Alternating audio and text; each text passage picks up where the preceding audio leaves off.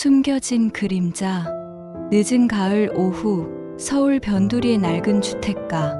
기와 지붕 사이로 스며드는 따스한 햇살이 마당의 감나무를 비춥니다. 이 집에서 50년을 살아온 정 여사는 오늘도 변함없는 일상을 보내고 있었습니다. 아이고, 이것들 언제 다 정리하나. 순이는 안방에 오래된 오동나무 서랍을 열고 묵은 서류들을 정리하고 있었습니다.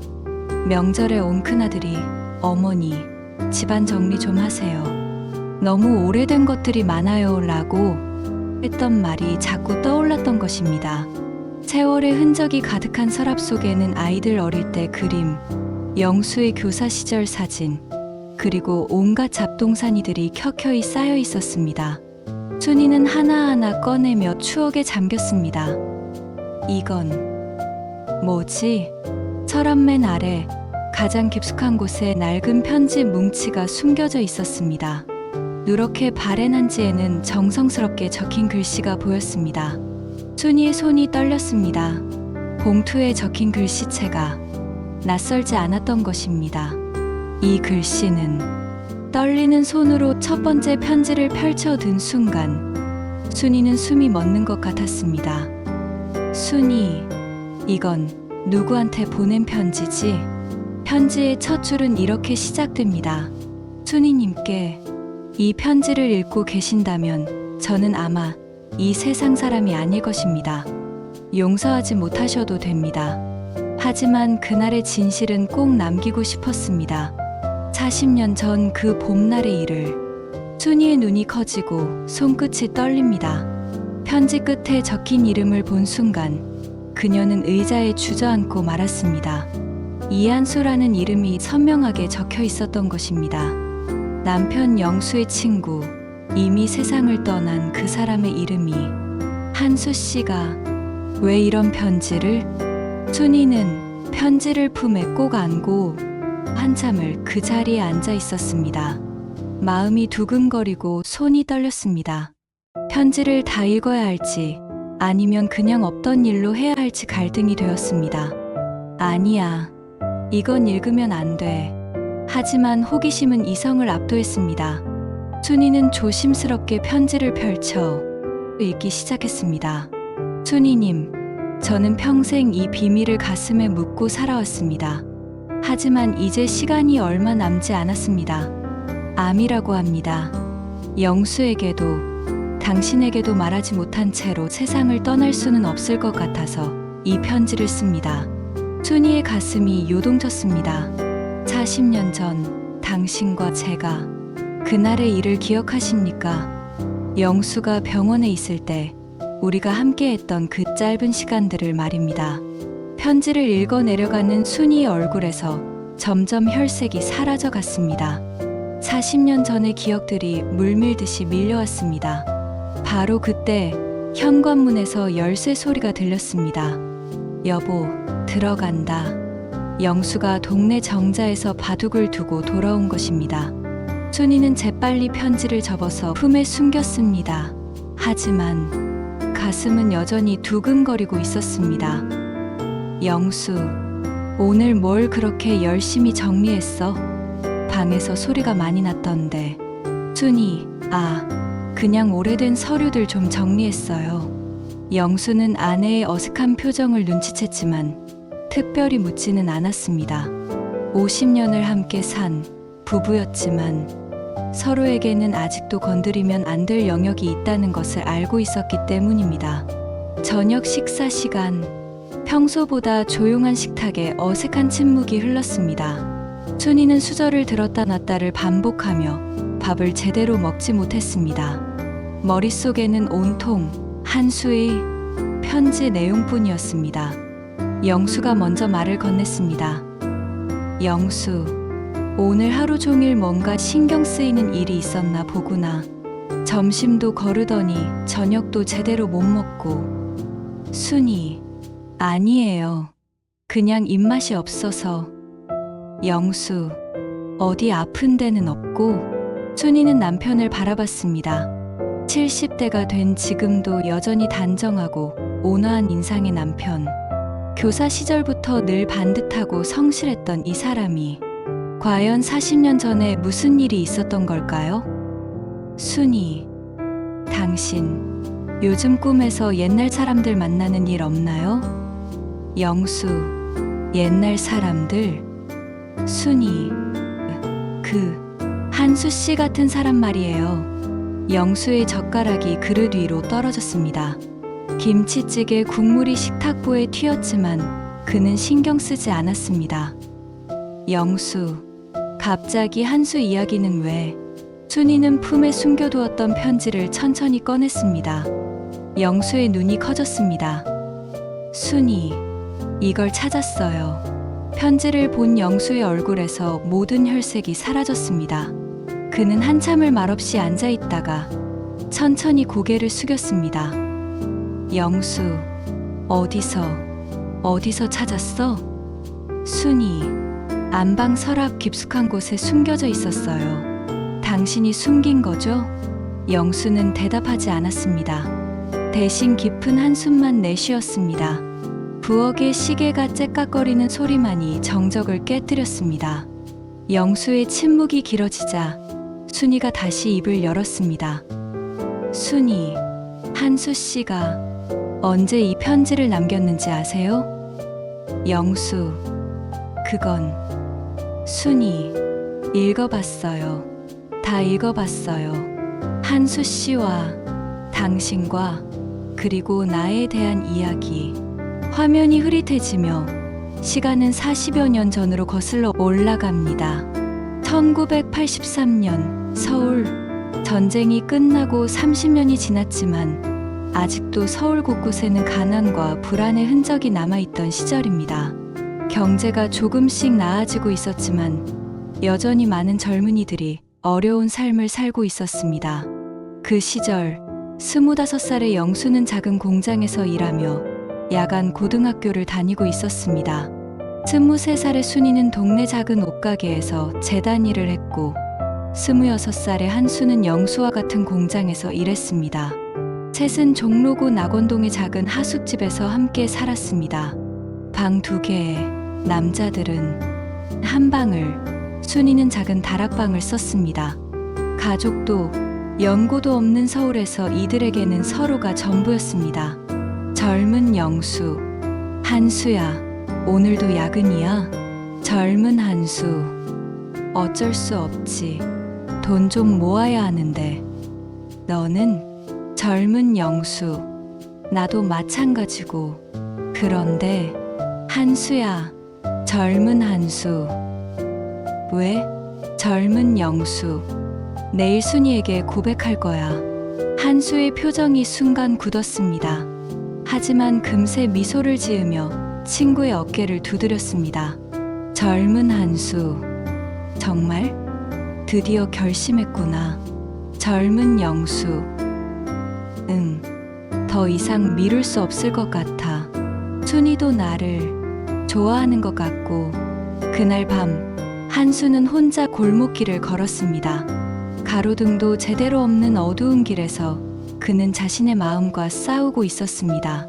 사실 한수도 순이를 사랑하고 있었습니다. 하지만 친구의 마음을 알고 있었기에, 그리고 먼저 고백할 용기가 없었기에 그 감정을 숨겨왔던 것입니다. 영수가 순이에게 고백하기로 한 그날 저녁, 갑작스러운 일이 벌어졌습니다. 공장에서 일을 마치고 돌아온 영수가 갑자기 배를 움켜쥐며 쓰러진 것입니다. 젊은 순이, 영수야, 영수야. 젊은 한수, 어떻게 된 거야? 갑자기 왜 이래? 젊은 영수, 배가 너무 아파. 급성 맹장염이었습니다. 한수와 순이는 급히 영수를 병원으로 데려갔습니다. 당시만 해도 맹장염은 심각한 병이었습니다. 수술비도 만만치 않았고 합병증이 생기면 위험할 수도 있었습니다. 병원 복도에서 밤을 새우는 두 사람. 수술실 앞에서 기다리는 그 긴 시간 동안 한수와 순이는 처음으로 진솔한 대화를 나눴습니다. 젊은 순이, 한수 씨, 영수는 괜찮겠죠? 젊은 한수, 걱정 마. 영수는 강한 사람이야. 금방 나을 거야. 젊은 순이 만약에 무슨 일이라도 생기면 어떡하죠? 우리 셋밖에 없는데. 그때 순이가 울음을 터뜨렸습니다. 그동안 참고 있던 불안과 걱정이 한꺼번에 쏟아져 나온 것입니다. 한수는 망설이다가 순이 어깨에 손을 올렸습니다. 젊은 한수, 울지 마. 영수는 내 친구니까 내가 꼭 지켜줄 거야. 그 순간 두 사람의 눈이 마주쳤습니다. 복도의 형광등 불빛 아래에서 두 젊은 남녀는 말로 표현할 수 없는 복잡한 감정을 느꼈습니다. 영수의 수술은 성공적으로 끝났지만 회복에는 시간이 필요했습니다. 2주 동안 입원해야 한다는 의사의 말에 한수와 순이는 교대로 병문안을 다녔습니다. 낮에는 순이가, 밤에는 한수가 병원에 머물렀습니다. 그런데 사흘째 되던 날 밤, 영수가 갑자기 열이 나기 시작했습니다. 간호사는 혹시 모르니까 보호자가 밤새 곁에 있어달라고 했습니다. 한수는 급히 하숙집으로 가서 순이를 깨웠습니다. 젊은 한수, 순이야, 일어나. 영수가 갑자기 열이 나. 젊은 순이, 뭐라고요? 지금 몇 시인데요? 젊은 한수, 새벽 2시야. 빨리 병원으로 가자. 두 사람은 서둘러 병원으로 향했습니다. 다행히 영수의 상태는 크게 나쁘지 않았습니다. 단순한 감기 기운이었습니다. 하지만 그날 밤, 병실에서 영수를 돌보는 동안 한수와 순이 사이에는 묘한 기류가 흘렀습니다. 새벽 4시경, 영수가 깊이 잠든 사이 두 사람은 병실 밖 복도로 나왔습니다. 젊은 순이, 고생하셨어요. 밤에 잠도 못 자고. 젊은 한수, 괜찮아. 친구인데 당연한 거지. 젊은 순이, 그런데 한수 씨는 언제까지 이렇게 사실 거예요? 젊은 한수, 무슨 말이야? 젊은 순이, 결혼도 안 하고 가족도 없고 평생 혼자 사실 건가요? 한수는 대답하지 못했습니다. 사실 그의 마음속에는 이미 한 사람이 자리 잡고 있었으니까요. 바로 눈앞의 순이었습니다. 젊은 한수, 나는 그때 순이가 한수의 손을 잡았습니다. 젊은 순이, 한수 씨도 외롭죠? 그 순간 두 사람은 서로를 바라봤습니다. 병원 복도의 희미한 불빛 아래에서 금지된 감정이 꽃피기 시작했습니다. 그날 이후로 며칠 동안 한수와 순이는 이전과 달라졌습니다. 서로를 의식하기 시작했고 영수가 모르는 사이에 짧은 만남들을 갖게 되었습니다. 첫 번째 만남은 병원 근처 작은 찻집에서였습니다. 영수의 병문안을 마치고 나오는 길에 한수가 순이에게 말을 걸었습니다. 젊은 한수, 차 한잔 할까? 피곤해 보여. 젊은 순이, 괜찮아요. 그냥 집에 가야죠. 젊은 한수, 잠깐만. 이야기할 게 있어. 작은 찻집에서 마주 앉은 두 사람. 처음에는 영수 이야기만 하다가 어느새 서로의 속마음을 털어놓고 있었습니다. 젊은 순이, 사실 무서워요. 젊은 한수, 뭐가? 젊은 순이, 영수가 나을까 봐서가 아니라 낳았을 때가 무서워요. 젊은 한수, 무슨 말이야? 젊은 순이, 영수가 낳으면 저한테 고백할 거잖아요. 그럼 저는 뭐라고 대답해야 하죠? 한수의 가슴이 두근거렸습니다. 젊은 한수, 너는 영수를 어떻게 생각해? 젊은 순이, 좋은 사람이에요. 정말 좋은 사람. 하지만 젊은 한수, 젊은 순이, 요즘 자꾸 다른 사람이 생각나요. 두 사람의 손이 테이블 위에서 만났습니다. 그것은 우연이었을까요? 아니면 필연이었을까요? 젊은 한수, 나도 그래. 그날 오후 두 사람은 처음으로 마음을 나눴습니다. 그것이 친구에 대한 배신이라는 것을 알면서도 막을 수 없는 감정이었습니다. 영수가 퇴원하던 날 모든 것이 드러났습니다. 그는 병원에서 퇴원 수속을 마치고 하숙집으로 돌아오던 중 우연히 한수와 순이가 함께 있는 모습을 목격했습니다. 병원 근처 그 작은 찻집에서 손을 잡고 진지하게 이야기를 나누는 두 사람을 영수의 머릿속이 하얘졌습니다. 처음에는 믿을 수 없었습니다. 자신의 친구와 자신이 사랑하는 여인이 자신이 병원에 누워있는 동안에 젊은 영수, 한수, 순이 그들도 영수를 발견했습니다. 순이의 얼굴에서 혈색이 사라졌고 한수는 황급히 일어서서 영수에게 다가갔습니다. 젊은 한수, 영수야, 이건 오해야.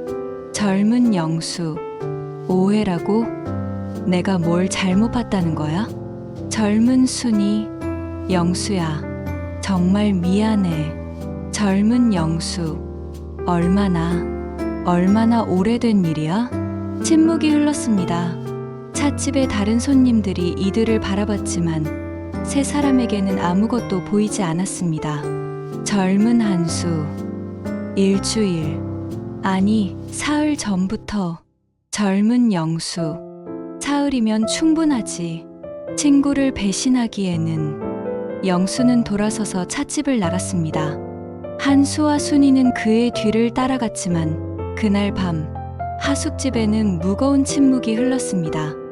영수는 자신의 방에 틀어박혀 나오지 않았고 한수는 마당에서 담배만 피우고 있었습니다. 순이는 다락방에서 혼자 울고 있었습니다. 새벽 2시경 한수가 영수의 방문을 두드렸습니다. 젊은 한수, 영수야, 문 좀 열어줘. 젊은 영수, 뭐 할 말이 있어? 젊은 한수, 미안하다. 정말 미안해. 젊은 영수, 미안하다고 해서 달라지는 게 있어? 젊은 한수, 나는 너를 배신하려던 게 아니었어. 젊은 영수, 그럼 뭐였어? 우연히 그렇게 된 거야? 문이 열렸습니다. 영수의 눈은 빨갛게 부어 있었습니다. 젊은 영수, 한수야, 너는 내 친구였어. 내가 세상에서 가장 믿었던 사람이었다고. 젊은 한수, 지금도 친구야. 나는 젊은 영수, 친구가 이런 짓을 해? 내가 죽을 뻔했을 때 너는 내 여자와. 한수는 더 이상 변명할 수 없었습니다. 모든 것이 사실이었으니까요. 젊은 한수, 영수야, 나는 떠날게. 젊은 영수, 떠난다고? 젊은 한수, 이 집에서, 아니, 서울에서 떠날게. 그게 최선일 것 같아. 젊은 영수, 도망가는 거야? 젊은 한수, 아니야. 너희들을 위해서야. 그날 밤, 한수는 짐을 쌌습니다. 많지 않은 짐이었습니다. 옷 몇 벌과 책 몇 권, 그리고 조금의 돈이 전부였습니다. 떠나기 전에 그는 2통의 편지를 남겼습니다. 하나는 영수에게, 또 하나는 순이에게. 한수가 그날 밤 남긴 편지의 내용입니다. 영수에게, 영수야, 내가 이 편지를 쓰고 있는 지금 밖에서는 비가 내리고 있다. 마치 내 마음처럼. 너를 배신한 것에 대해서는 변명의 여지가 없다. 친구로서에서는 안 될 일을 했다. 미안하다. 하지만 한 가지만은 알아줬으면 한다. 내가 순이를 사랑한 것만은 진심이었다는 것을. 너를 배신하려고 시작한 일이 아니었다. 너는 좋은 사람이다. 순이를 행복하게 해줄 수 있는 사람이다. 나는 그럴 자격이 없다. 나는 떠날 것이다. 다시는 너희 앞에 나타나지 않을 것이다. 그것이 내가 할 수 있는 최소한의 도리인 것 같다. 순이를 잘 부탁한다. 그리고 언젠가는 나를 용서해 주기를. 안녕. 한수, 순이에게, 순이님께 짧았지만 소중했던 우리의 만남을 생각하며 이 편지를 씁니다. 당신과 함께했던 그 며칠이 제게는 인생에서 가장 행복한 시간이었습니다. 비록 잘못된 만남이었지만 그 감정만은 진짜였습니다. 하지만 이제 영수와 행복하세요. 그이는 저보다 훨씬 당신을 사랑할 수 있는 사람입니다. 그리고 당신을 지켜줄 수 있는 사람입니다. 죄송합니다. 그리고 고맙습니다. 언제까지나 한수. 새벽이 되기 전에 한수는 조용히 하숙집을 떠났습니다. 그 후로 40년 동안 영수와 순이는 그를 다시 보지 못했습니다. 편지를 모두 읽은 후 순이는 오랫동안 말없이 앉아 있었습니다. 영수도 마찬가지였습니다. 40년 동안 가슴에 묻어두었던 비밀이 세상에 드러난 것입니다. 순이, 당신, 그때 왜 아무 말도 하지 않았어요? 영수는 창밖을 바라보며 대답했습니다. 영수, 뭘 말했겠어. 너를 탓할 수도 없었고, 한수를 용서할 수도 없었고. 순이, 그럼 나는 뭐였을까요? 40년 동안 나는 뭐였을까요? 순이의 목소리에 눈물이 섞였습니다. 순이, 당신 곁에서 죄인처럼 살아야 했던 나는. 영수가 아내를 바라봤습니다. 주름진 얼굴이지만 여전히 젊은 시절의 모습이 남아 있었습니다. 영수, 미안해. 정말 미안해. 나도 힘들었어. 순이, 무엇이 힘들었나요? 영수, 너를 사랑하면서도 완전히 믿을 수 없었던 게, 그리고 한수에 대한 그리움과 원망 사이에서 평생 흔들렸던 게, 그날 밤 두 노인은 서로의 진심을 나누었습니다. 40년 동안 쌓였던 오해와 상처들을, 그리고 그럼에도 불구하고 서로를 사랑해온 마음들을. 사실 순이가 찾은 편지는 한 통이 더 있었습니다. 한수가 세상을 떠나기 직전에 남긴 마지막 편지였습니다. 순이님, 영수, 이제 정말 작별할 시간이 온 것 같다. 의사가 말하기로는 며칠 남지 않았다고 한다. 40년 동안 너희들에게서 멀리 떨어져 살면서 많은 생각을 했다. 그때 내가 한 일이 옳았는지, 그렇게 떠나는 것이 최선이었는지. 하지만 지금 생각해봐도 다른 선택은 없었을 것 같다. 영수야, 너는 내가 생각했던 것보다 훨씬 큰 사람이었다. 순이를 용서하고 그녀와 함께 행복한 가정을 이뤘다고 들었다. 고맙다. 순이님, 당신도 고생이 많았을 것이다. 죄책감에 시달리면서도 영수와 가정을 지켜낸 당신에게 감사하다. 마지막으로 하고 싶은 말이 있다. 그때 우리의 만남이 비록 잘못된 것이었지만 나에게는 인생의 가장 소중한 기억 중 하나였다. 그 짧은 시간 동안 느꼈던 사랑은 진짜였다. 그리고 영수야, 너에 대한 우정도 진짜였다. 배신했지만 너는 내 인생 최고의 친구였다. 이제는 모든 것을 용서받았으면 좋겠다. 그리고 너희 두 사람이 남은 인생을 행복하게 보내기를. 언젠가 저 세상에서 다시 만나면 그때는 아무런 부담 없이 웃으며 인사할 수 있기를. 안녕히. 한수가. 두 번째 편지를 읽은 후 순이와 영수는 서로를 바라봤습니다. 영수, 한수, 참 바보 같은 친구였어. 40년 동안 혼자 그 죄책감을 안고 살았구나. 순이, 우리 모두 바보였어요. 서로를 사랑했으면서도 상처만 주고받았네요. 영수, 여보, 나도 잘못했어. 당신을 용서한다고 하면서도 마음 한구석에는 계속 상처를 간직하고 있었어. 순이, 당신도 힘들었을 거예요. 친구를 잃고 아내에 대한 의심도 완전히 지울 수는 없었을 테니까. 두 노인은 50년 만에 처음으로 진짜 대화를 나누었습니다. 영수, 그런데 말이야. 한수가 떠난 후에 당신과 결혼했을 때 나는 정말 행복했어. 비록 복잡한 감정이 있었지만 당신과 함께하는 매 순간이 소중했다. 순이, 나도 그랬어요.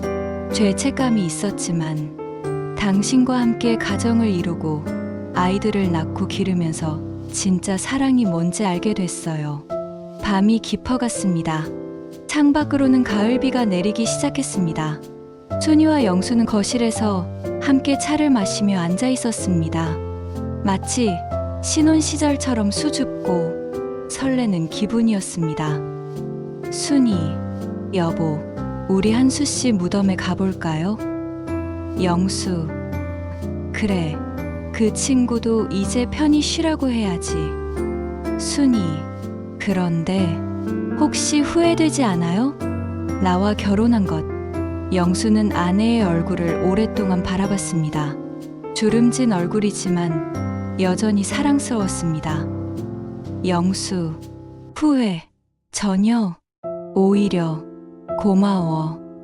순이, 고맙다고요? 영수, 응, 당신과 함께했던 50년이 내 인생 최고의 선물이었어. 비록 시작이 복잡했지만 그 과정도 우리 사랑의 일부였던 것 같아. 순이의 눈에서 눈물이 흘렀습니다.